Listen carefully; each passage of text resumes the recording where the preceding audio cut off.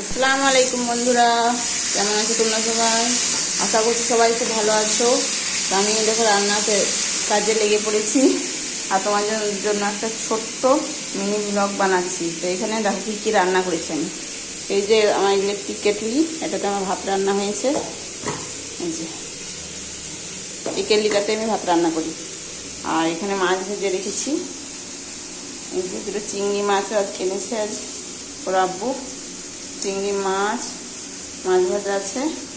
এখানে এই যে মাছের ঝোল করবো আলু দিয়ে, পেঁয়াজ, টমেটো, তারপর জিরে ধনে গুঁড়ো, তারপর আলু, আদা রসুন বাটা, নুন এসব দিয়ে কষাচ্ছি মশলাটাকে। আলু দিয়ে তারপর জল দিয়ে আলুটা সেদ্ধ করে তখন মাছগুলোকে দিয়ে দেবো। এটা মাছের ঝোল।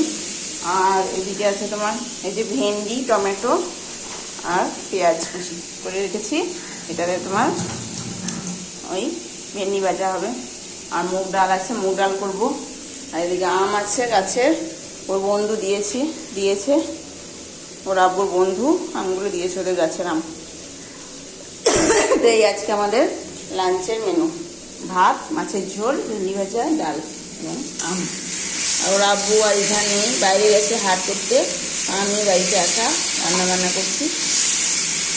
তো তোমরা সব কী করছো, কেমন আছো, ভালো আছো? বেশ, তাহলে এখনকার মতো এই পর্যন্তই, আবার পরে কথা হবে।